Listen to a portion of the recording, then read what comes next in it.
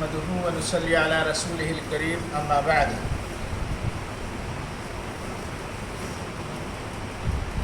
رسول اکرم صلی اللہ علیہ وآلہ وسلم کا طرز عمل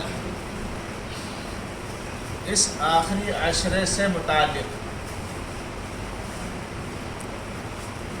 صحابی بیان کرتے ہیں کہ اذا کان العشر الاواخر من رمضان شد مئزرہ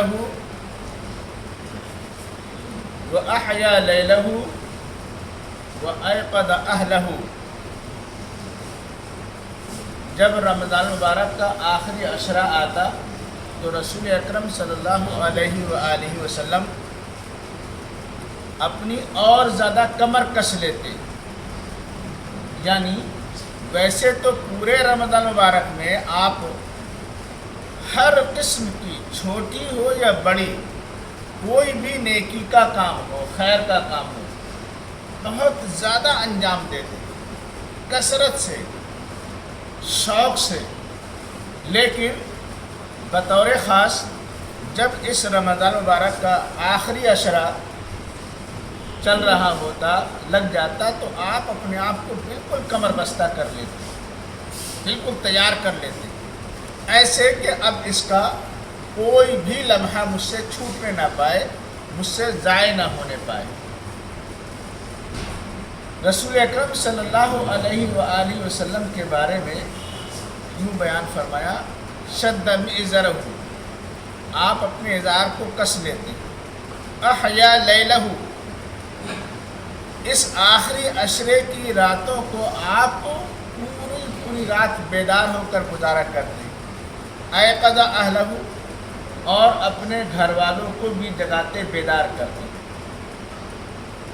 مطلب یہ ہوا کہ آپ صلی اللہ علیہ وآلہ وسلم راتوں کی بھی قدر کرتے، جبکہ آپ رات میں روزے سے نہیں ہوتے تھے اور دن میں روزہ رکھتے.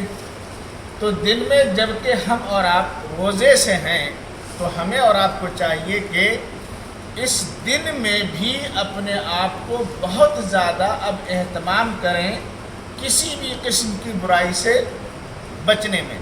دیکھیے ہمارے یہاں دو غلطیاں ہوتی ہیں، دو قسم کی بھولیں ہوتی ہیں اس آخری عشرے سے متعلق. نمبر ایک، دن میں بھی سو کر یا باتوں میں یا کھیل کود میں یا لایانی کام میں اپنا وقت گزار دیتے ہیں.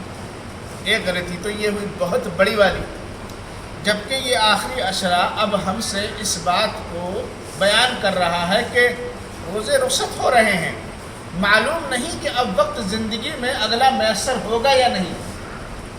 یقین مانیے ایسا سنہرا موقع زندگی میں جس کو دوبارہ مل جائے بڑا خوش نصیب، یعنی رمضان مبارک.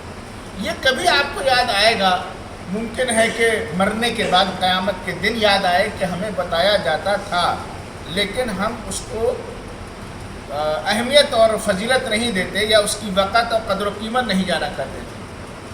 یہ اس وقت بہت یاد آئے گا.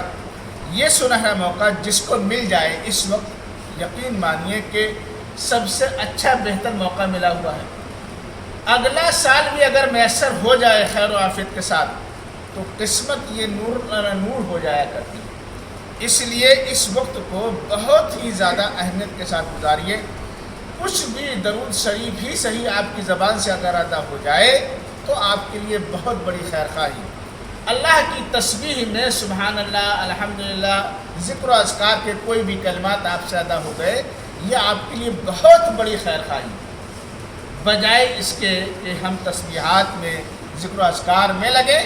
لوگ اپنے لایانی کاموں میں اپنا وقت گزارتے ہیں. دن میں ایک غلطی تو یہ ہوتی ہے. دوسری غلطی یہ ہوتی ہے کہ جس میں رسول اکرم صلی اللہ علیہ وآلہ وسلم بہت زیادہ چاق اور چوبند ہو کر راتوں میں عبادت کرتے تھے.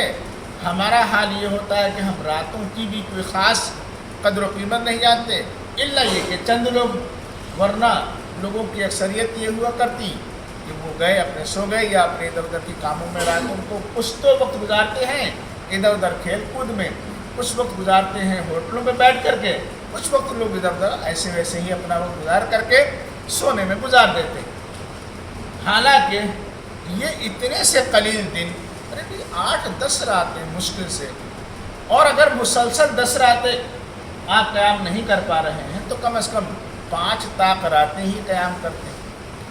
یہ 4-5 راتیں بھی آپ قیام نہیں کر رہے ہیں، جن کا حال یہ ہے، جن کے بارے میں یہ ہے کہ کوئی بھی ایک رات تو شب قدر ہونا ہی ہے۔ بھئی آپ جگیں یا نہ جگیں، قیام کریں یا نہ کریں، ایک تو ہونا ہے نا۔ تو کوئی بھی ایک رات قیام اللیل شب قدر ہونا ہی ہونا ہے۔